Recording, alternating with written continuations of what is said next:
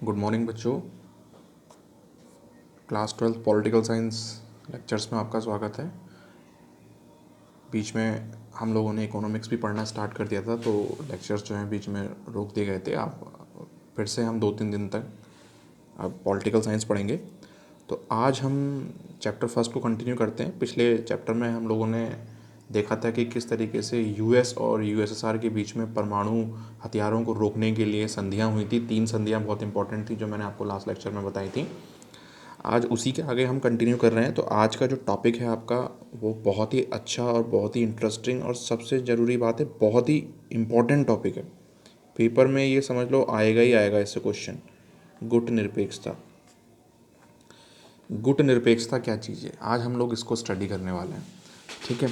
गुट निरपेक्षता को इस गुट निरपेक्षता या गुट निरपेक्ष आंदोलन को हम NAM यानी कि नॉन अलाइनमेंट मूवमेंट भी कहते हैं। इसको हम नॉन अलाइनमेंट मूवमेंट इंग्लिश में, या कई बार शॉर्ट में पूछ लेता है नैम क्या चीज़ है, what do you mean by NAM. ठीक है, तो आज हम इसके बारे में स्टडी करने वाले हैं। तो सबसे पहले देखते हैं कि गुट निरपेक्षता क्या चीज़ है। ये क्या चीज़ है, ये गुट निरपेक्षता, इसको हम स्टडी करते हैं।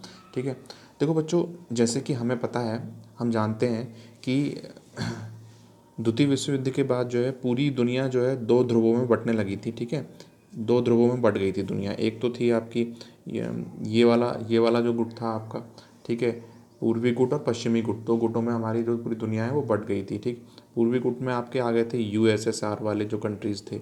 ठीक है, और इधर आ गए थे USA वाले। ठीक है, तो या तो जो पूरा दुनिया है, या तो वो US के साथ जा रही थी या वो USSR के साथ जा रही थी। ठीक है, तो यानी कि 2 गुट बन रहे थे, या तो USA वाला गुट बन रहा था या USSR वाला गुट बन रहा था।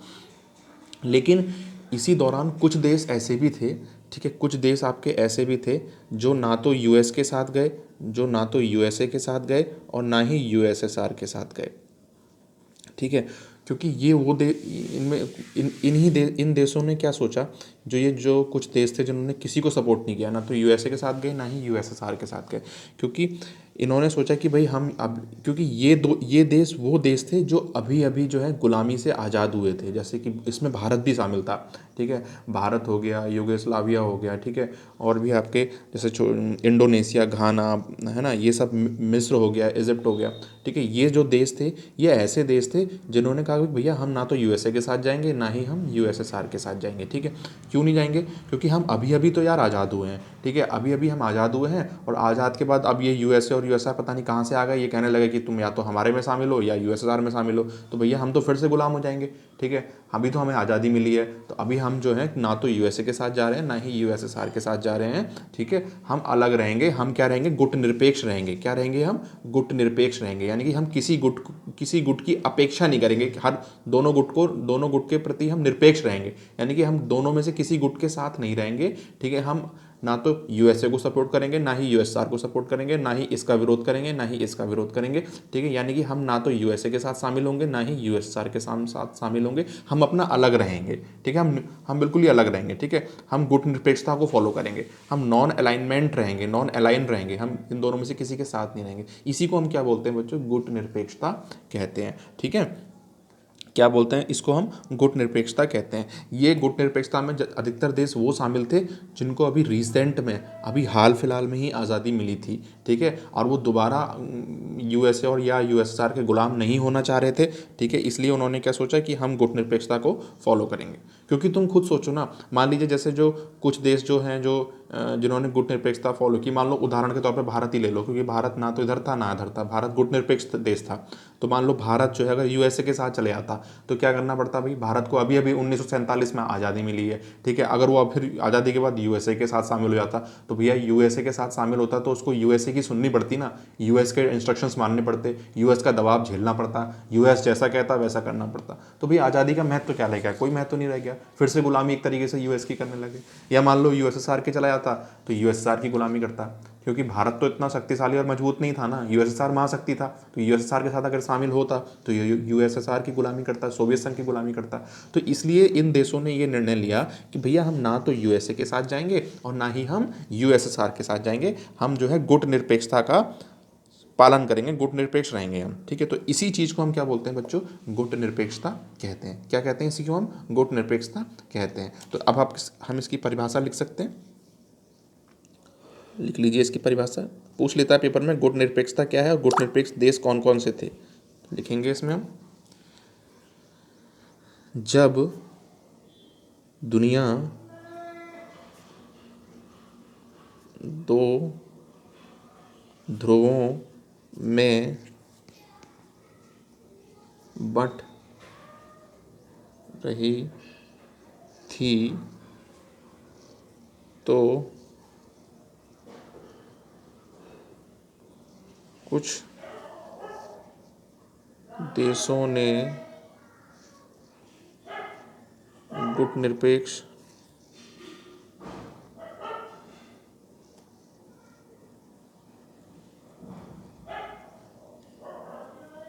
आंदोलन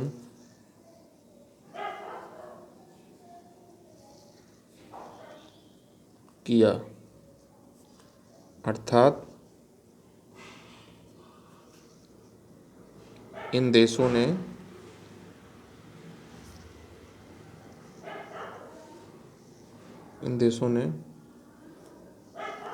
तीसरा विकल्प चूज किया, तीसरा विकल्प चुना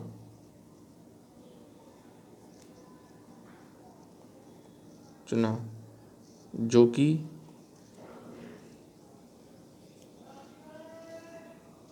दोनों महाशक्तियों से अलग रहना था, जो कि दोनों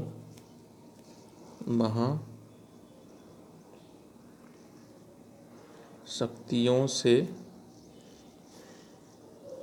अलग रहने का था, ठीक है।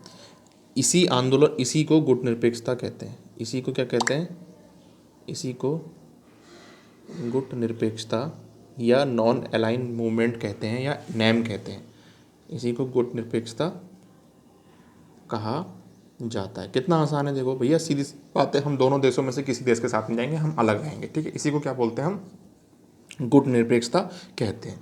अब हुआ क्या था, अब ये शुरुआत में अब ये गुट निरपेक्षता वाले देश कौन कौन से थे, शुरुआत कैसे हुई इसकी। देखो बच्चों, इसकी जो शुरुआत हुई थी ना, वो 1956 से हुई थी, 1956 से हुई थी। 1956 में क्या हुआ, कुछ देश ऐसे थे जैसे कि यूगोस्लाविया, इन देशों को हम, पता है, ये भी, इन देशों को हम गुट निरपेक्ष आंदोलन के संस्थापक देश भी बोलते हैं। क्या बोलते हैं, गुट निरपेक्ष आंदोलन के संस्थापक देश, जिन्होंने इस गुट निरपेक्षता की शुरुआत की थी। गुट निरपेक्ष आंदोलन के संस्थापक देश क्वेश्चन पूछ लेता है कि किन देशों ने जो है गुट निरपेक्ष आंदोलन की शुरुआत की थी, संस्थापक देश। तो कौन कौन से वो देश थे जिन्होंने शुरुआत की थी, तो भैया एक देश था यूगोस्लाविया। कौन सा देश था, यूगोस्लाविया। प्यारे बच्चों, यूगोस्लाविया जो देश था, ये 1956 में तो एग्जिस्ट करता था, लेकिन आज के टाइम पे अगर इसको दुनिया के मैप में इस देश को ढूंढोगे ना तो नहीं मिलेगा, क्योंकि ये देश जो है अब ख़त्म हो चुका है। ख़त्म हो चुका है मतलब ऐसा थोड़ी ना कि धरती ख़त्म हो गई उसकी, ख़त्म होने का मतलब है कि ये देश अब इसका क्या हो गया, बंटवारा हो गया है, ये आप कई छोटे छोटे देशों में बंट गया है, ठीक है। उस समय कई छोटे छोटे देशों से मिलकर यूगोस्लाविया देश बना था। जैसे उदाहरण के तौर पे ये बेसिकली यूरोप में था, यूरोप का एक देश था। इसमें कई छोटे छोटे देश जैसे कि आपका स्लोवेनिया, ठीक है, सर्बिया, ठीक है, और आपके ये सब छोटे छोटे, ग्रीस की कुछ बाउंड्री भी लगती थी इसमें, जैसे है, तो ये सारे देश मिलकर क्या थे, आपके यूगोस्लाविया बनाते थे, ठीक है। अब यूगोस्लाविया जब उसका डिवीज़न हो गया तो ये छोटे छोटे देश बन गए इससे, भाई आपका स्लोवेनिया अलग हो गया, सर्बिया अलग हो गया, ठीक है। तो इस तरीके से अब ये देश एग्जिस्ट नहीं करता है, अभी छोटे छोटे देशों में बट चुका है। उस समय 1956 में ये पूरा एक बड़ा सा देश था यूरोप में। इटली के ऊपर, जो आप मैप में देखेंगे, इटली के ऊपर जो है ग्रीस के ऊपर, और इटली और ग्रीस के ऊपर आप देखेंगे तो ये पूरा यूरोप में एक बहुत बड़ा सा देश था यूगोस्लाविया, जिसमें आज का सर्बिया और स्लोवानिया ये सब इसके अंदर थे शामिल, ठीक है। अब ये बट गया है, ठीक है। तो उस समय तो था, तो इसलिए उस समय के हिसाब से ये संस्थापक देशों में शामिल था, ठीक है। तो यूगोस्लाविया हो गया, ठीक है। और कौन सा देश था भैया, भारत भी था। भारत भी उस समय भाई 56 की बात है, 47 में भारत आज़ाद हुआ, तो अभी आज़ाद हुआ 7-8 साल ही हुए हैं, ठीक है। तो भारत भी इसमें शामिल था, तो भारत ने भी गुटनिरपेक्षता को अपनाया, ठीक है। और कौन सा देश था आपका, मिस्र था, इजिप्ट, ठीक है। अफ्रीकन कॉन्टिनेंट में ऊपर सबसे टॉप की ऊपर की ओर देखेंगे वहाँ पे आपको इजिप्ट मिलेगा, मिस्र मिलेगा, ठीक है। ऊपर की तरफ देखेंगे आप, यहाँ जैसे मेसोपोटामिया की सभ्यता के वाला आसपास का देश, ठीक है। तो ये मिस्र था आपका, ठीक। तो ऐसे ही इंडोनेशिया है आपका, इंडोनेशिया, ठीक, इंडोनेशिया हो गया, ठीक है। और कौन सा हो गया, घाना हो गया। तो मेनली ये जो देश थे, इन देशों ने जो है गुटनिरपेक्षता आंदोलन के संस्थापक देश कहे जाते हैं। इन्होंने क्या करा था, आपस में मिलकर जो है आपस में सम्मेलन किए, इन्होंने आपस में मुलाकातें की और इन्होंने ये डिसीजन लिया कि हम गुटनिरपेक्षता को सपोर्ट करेंगे।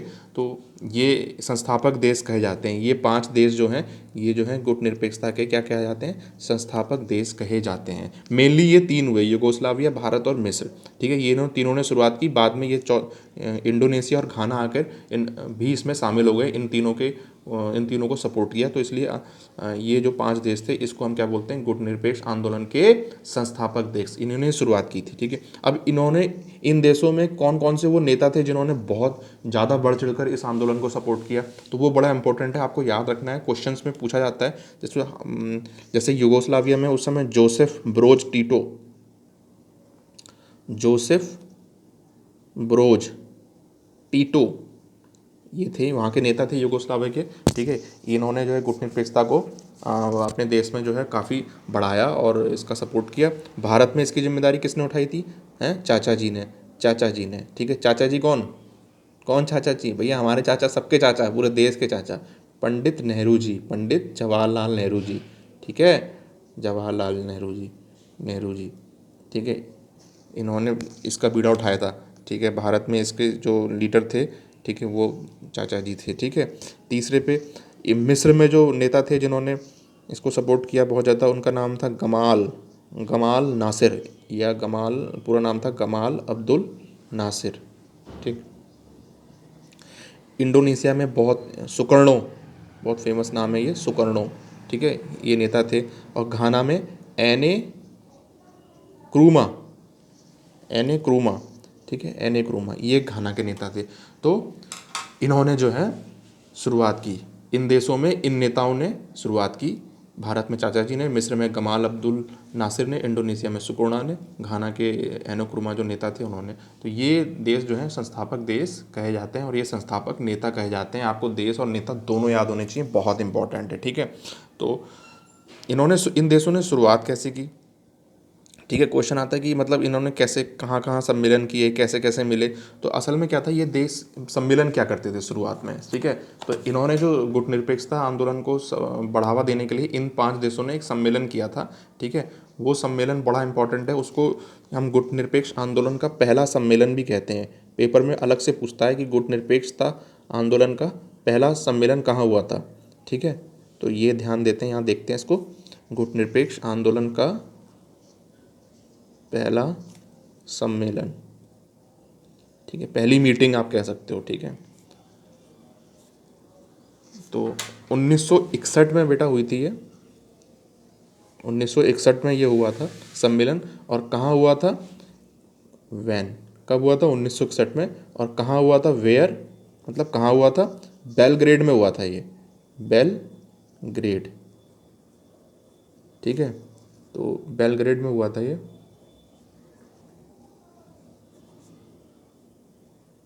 बेलग्रेड बेसिकली सर्बिया की कैपिटल है बेटा, यूरोपियन कंट्री है सर्बिया, वहाँ की कैपिटल है बेलग्रेड। और उस समय सर्बिया किसका हिस्सा था, यूगोस्लाविया का हिस्सा था। तो आप कह सकते हो 1961 के हिसाब से कि यूगोस्लाविया में, बेलग्रेड में ये सम्मेलन हुआ था पहला इनका, ठीक है। और कितने देश शामिल थे इसमें, ठीक है, टोटल इसमें 25 कंट्रीज उस समय शामिल हुए थे, ठीक है। तो ये पहला सम्मेलन बहुत ही इंपॉर्टेंट है, आप इसको याद रखना है कि पूछ लेता है पेपर में 1 या 2 नंबर में कि गुटनिरपेक्ष आंदोलन का पहला सम्मेलन कहाँ हुआ था, 1961 में हुआ था, बेलग्रेड में हुआ था और 25 देशों ने इसमें भाग लिया था, ठीक है। ऐसे ही कई बार 14th सम्मेलन भी पूछ लेता है, ठीक है। गुटनिरपेक्ष आंदोलन का 14वां सम्मेलन भी पूछ लेता है, ये भी बहुत इंपॉर्टेंट है, या तो पहला पूछेगा आपसे या 14 पूछेगा, ठीक है। गुटनिरपेक्ष आंदोलन का देखिए बेटा, ये आंदोलन, ये सम्मेलन की चर्चा आपकी किताब में की गई है, इसलिए मैं दोनों पढ़ा रहा हूँ आपको, पहला और 14वां सम्मेलन का 14वां सम्मेलन। ठीक है। अब आप कहोगे सर आपने दूसरे तीसरे सम्मेलन क्यों नहीं पढ़ाए? क्योंकि भैया आपके एनसीईआरटी के सिलेबस में ये दो ही सम्मेलन दिखाए हुए हैं, दर्शाए हुए हैं, पहला और 14वां, इसलिए मैं आपको इसके बारे में बता रहा हूँ। और इन दोनों की ही पूछे जाने की संभावना है, ज़्यादा संभावना है इसकी पूछे जाने की। अगर नहीं, ये नहीं पूछा जाता तो 14वां पूछेगा आपसे। ठीक है, बीच का नहीं पूछेगा, आप उसकी चिंता मत करो। ठीक है। तो ये जो सम्मेलन हुआ था, ये हुआ था आपका 2006 में। ठीक है, हवाना में। ये हवाना कहाँ है बेटा? हवाना कहाँ है? क्यूबा मिसाइल संकट पड़ा था ना, वो यूएसए के नीचे छोटा सा एक आइलैंड था हवाना। तो हवाना वहीं है, कहाँ पे? क्यूबा में। कहाँ है? क्यूबा में है हवाना। तो क्यूबा में कहाँ हुआ था? 2006 में क्यूबा में हुआ था ये सम्मेलन। और इस 14वें सम्मेलन में 116 देश जो हैं शामिल हुए थे। तो ये 14वां सम्मेलन था, बहुत इंपॉर्टेंट है, आप याद रखना। और इस इनमें 15 देश जो ऐसे थे ना, वो पर्यवेक्षक देश थे। पर्यवेक्षक का मतलब क्या होता है? पर्यवेक्षक देश, पर्यवेक्षक देश का मतलब है मॉनिटर करने वाला। ये देश 15 देश जो थे, ये मॉनिटर कर रहे थे, पूरा देख रहे थे, उसको मॉनिटरिंग कर रहे थे। ठीक है। तो 15 पर्यवेक्षक देश थे, 116 देश शामिल हुए थे टोटल। 2006 में ये सम्मेलन आपका हुआ था। ठीक है। तो इसको आप थोड़ा सा ध्यान रखेंगे, 14वां और पहला सम्मेलन बहुत इंपॉर्टेंट है। ठीक है, चलिए आगे बढ़ते हैं। तो ये तो बेटा था हमारा गुट निरपेक्षता। क्या था ये? गुट निरपेक्षता। और गुट निरपेक्षता से हम क्या समझते हैं? ठीक है। अब इसमें बेटा एक दो तीन क्वेश्चंस काफ़ी पेपर में गुट निरपेक्षता से और पूछे जाते हैं। एक तो क्वेश्चन ये पूछा जाता है कि गुट निरपेक्षता की जो नीति भारत ने अपनाई, भारत ने, अब तो क्लियर हो गया होगा ना कि भारत यूएस के साथ था, यूएसएसआर के साथ था। तो भारत ना तो यूएसए के साथ था, ना ही यूएसएसआर के साथ था। भारत ने अपनी अलग ही एक पॉलिसी अपनाई थी। और वो कौन सी पॉलिसी थी? गुट निरपेक्षता की। ठीक है। तो अब ये क्वेश्चन पेपर में पूछा जाता है कि भारत ने गुट निरपेक्षता को नीति अपनाई, तो भारत को इससे क्या फ़ायदा हुआ? ठीक है। या आप गुट निरपेक्षता की नीति अपनाने वाले देशों को क्या क्या फ़ायदा हुआ, क्या लाभ था, क्यों उन्होंने भैया गुट निरपेक्षता की नीति अपनाई थी? तो ये क्वेश्चन पेपर में अलग से पूछता है, तो देख लेते हैं इसको हम। गुट निरपेक्षता की नीति को अपनाने का भारत को क्या लाभ हुआ? भारत को क्या लाभ हुआ? या इस क्वेश्चन को घुमा के पूछ सकता है, गुट निरपेक्षता की नीति अपनाने से गुट निरपेक्ष देशों को क्या लाभ हुआ? ठीक है। या भारत, केवल भारत के संदर्भ में पूछ सकता है कि भारत को क्या लाभ हुआ? तो दोनों के आंसर कॉमन ही रहेंगे। ठीक है।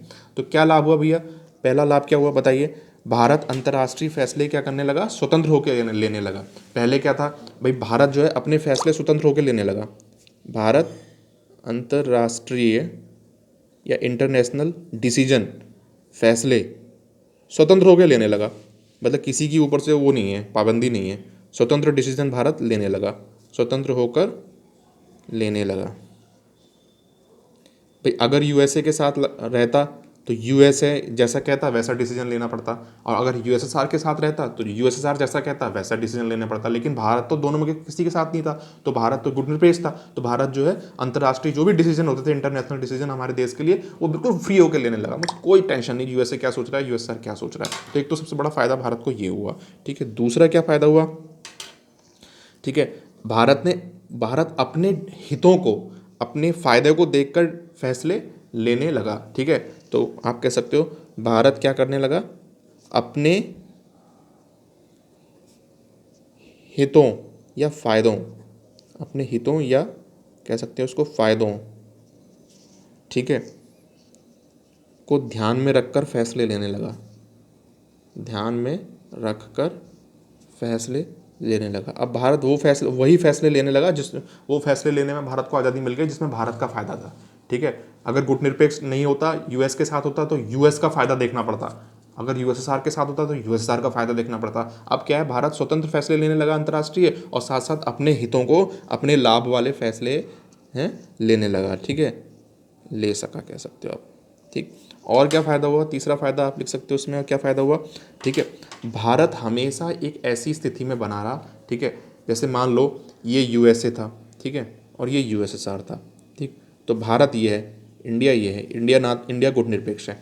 अब अगर यूएसए भारत पे अटैक करता तो भारत के पास एक और ऑप्शन था कि मैं यूएसएसआर के साथ शामिल हो जाऊं, ठीक है, ठीक है। और अगर यूएसएसआर भारत पे अटैक करता तो भारत के साथ ये ऑप्शन था कि मैं यूएसए के साथ शामिल हो जाऊं। तो कहने का मतलब क्या है कि भारत हमेशा एक ऐसी स्थिति में बना रहा कि अगर यूएसए और यूएसएसआर दोनों महाशक्तियों में से कोई भी महाशक्ति अगर भारत पे अटैक करती है तो भारत जो है दूसरी महाशक्ति के साथ जा सकता था, ठीक है। अगर यूएसआर अटैक करता है तो भारत यूएसए के साथ शामिल होने की भारत के पास आज़ादी थी, और अगर यूएसए अटैक करता है तो भैया यूएसएसआर के साथ शामिल होने की आज़ादी थी। तो आप खुद सोचो ना, आपकी क्लास में दो गुंडे हैं, मान लो दो गुंडे बच्चे हैं, बदमाशी वाले बच्चे हैं, ठीक है, एक बच्चा ये है एक बच्चा ये है, और आप इन दोनों से अलग हो। अगर ये आपको मारता है तो आप इससे मदद ले सकते हो, और अगर ये आपको मारता है तो आप इससे मदद ले सकते हो, क्योंकि आप तो किसी का विरोध नहीं कर रहे हो ना, दोनों से अलग हो ना, इसका सपोर्ट कर रहे हो ना इसका विरोध कर रहे हो, ना इसका सपोर्ट कर रहे हो ना इसका विरोध कर रहे हो, आप अलग हो। तो आपके पास हमेशा एक ऐसी स्थिति बनी रही कि आप किसी के भी साथ शामिल हो सकते हो। तो ये बहुत इंपॉर्टेंट फ़ायदा था भारत को, ठीक है। तो इसको लिख लेंगे आप, भारत हमेशा ऐसी स्थिति में रहा कि अगर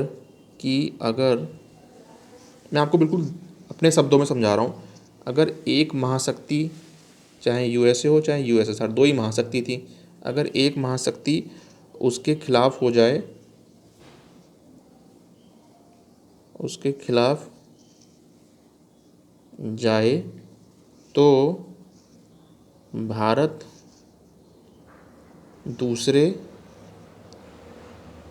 की तरफ जा सकता था, ठीक है। ऐसी स्थिति में क्या हुआ, ऐसे में ना तो कोई भारत पर धौंस समझते हो, धौंस जमाना, अपना अधिकार जमाना, ठीक है। ऐसे में ना तो कोई भारत पर धौंस जमा सकता था और ना ही उसे लेकर बेफिक्र रह सकता था, और ना ही उसे लेकर बेफिक्र रह सकता था। समझे इस पॉइंट को, समझे इस पॉइंट का सीधा सीधा मतलब है भारत हमेशा ऐसी स्थिति में बना रहा कि अगर यूएसएसआर भारत का को अटैक करता है या भारत का विरोध करता है तो हमें भारत जो है यूएसए के साथ चला जाएगा, और यूएसए करता है तो इंडिया यूएसएसआर के साथ चला जाएगा। तो भारत की स्थिति हमेशा ऐसी बनी रही कि हम तो ना तो यूएसए की धौंस झेलेंगे ना ही यूएसएसआर की धौंस झेलेंगे, ठीक है ना। और इन दोनों देशों को भी लगता था कि भैया इंडिया तो अलग है, तो इंडिया को दबाओ, अगर इंडिया को परेशान किया तो इंडिया वहाँ शामिल हो जाएगा यूएसएसआर की तरफ, तो यूएसएसआर की शक्ति बढ़ जाएगी। और यूएसएसआर ने को ये लगता था कि अगर इंडिया को हमने दबाया या उसको परेशान किया तो वही कहीं यूएसए के साथ ना जाकर उसकी शक्ति ना बढ़ा दे। तो ऐसे में कोई भी देश ना तो इंडिया पर धौंस जमा पा रहा था और ना ही उसको लेकर टेंशन फ्री था। मतलब बिल्कुल भारत के फेवर में स्थिति बनी रही, ठीक है। सीधे सीधे शब्दों में आप ये कह सकते हो। तो कितना अच्छा था बताओ, गुटनिरपेक्षता ना।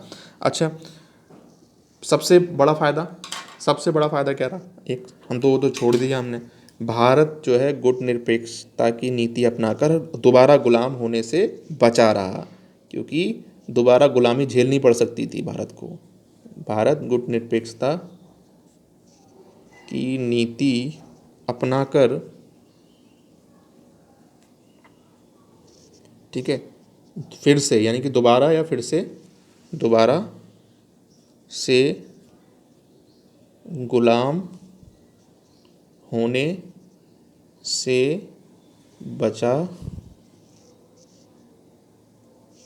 रहा, ठीक है, और अन्य देशों को भी बचाए रखा। और अन्य देश कौन कौन से जिनको भारत ने गुटनिरपेक्षता में शामिल किया था, और अन्य देशों को भी बचाए रखा, ठीक है। तो ये भारत को फायदा हुआ किससे, गुटनिरपेक्षता की नीति से। अब ये क्वेश्चन घुमा के भी पूछ सकता है, यहाँ पे तो पूछा है भारत को क्या फायदा हुआ, अगर पूछा है इसने कि गुटनिरपेक्षता की नीति को अपनाने से गुटनिरपेक्ष देशों को क्या फायदा हुआ, तो जहाँ जहाँ भारत है वहाँ गुटनिरपेक्ष देश कर देना। भाई जो फायदे भारत को हुए वो अन्य गुटनिरपेक्ष देशों को भी तो हुए होंगे, है ना, तो फ़ायदे तो समान ही रहे होंगे। तो ये हमारा क्या है आज का टॉपिक, यहाँ पर गुटनिरपेक्षता की नीति अपनाने का भारत को क्या लाभ हुआ यहाँ पर ख़त्म होता है। ठीक है, चलिए, तो वीडियो तो वैसे तो काफ़ी लंबा हो गया है, लेकिन देखते हैं और पढ़ें क्या, बताइए आगे और करें क्या। वैसे हमारा गुटनिरपेक्षता, अब इसमें एक टॉपिक हमारा ये बचता है कि गुटनिरपेक्षता, दो टॉपिक हैं हमारे इसमें आते हैं, एक तो पृथकवाद का आता है। ठीक है, चलिए ऐसा करते हैं, अब इसको यहीं ख़त्म करते हैं। तो कल हम देखेंगे कि पृथकवाद या पृथकतावाद और तटस्थता। ठीक है, इंग्लिश में इसको बोलते हैं आइसोलेशन, और एक इसको बोलते हैं न्यूट्रलिटी। ठीक है, ये दोनों चीज़ें क्या होती हैं। ठीक है, देखिए तीसरी चीज़ आज हमने पढ़ी, क्या पढ़ी हमने, आज हमने क्या पढ़ा, गुटनिरपेक्षता। क्या पढ़ा हमने, गुटनिरपेक्षता। ठीक है, ये तीन अंतर आपको पता होने चाहिए, क्लियर। गुटनिरपेक्षता क्या है ये तो आप समझ गए। अब तटस्थता और पृथकतावाद क्या है ये हम कल देखेंगे।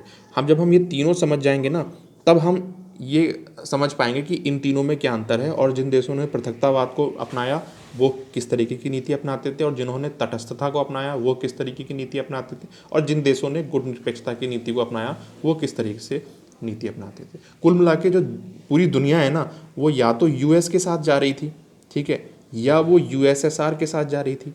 पहला या तो ये केस ये था। दूसरा केस था वो गुटनिरपेक्षता को अपना रही थी, या तो देश उनके पास तीसरा विकल्प था कि वो गुटनिरपेक्षता को अपनाए। कुछ देशों ने क्या करा, ना तो इधर यूएसए के साथ गई, ना यूएसएसआर के साथ गई, ना ही गुटनिरपेक्षता को अपनाया, वो उन्होंने तटस्थता को जो रखा, उन्होंने किसको रखा, तटस्थता को रखा। ठीक है, कुछ देशों ने क्या करा, तटस्थता को भी नहीं अपनाया, उन्होंने पृथकतावाद को रखा। ठीक है, तो अब हम ये समझेंगे ये सब चीज़ें हैं क्या, तो हम ये अगले लेक्चर में देखेंगे। तब तक के लिए आज का टॉपिक हम लोग यहीं ख़त्म करते हैं। Thank you very much.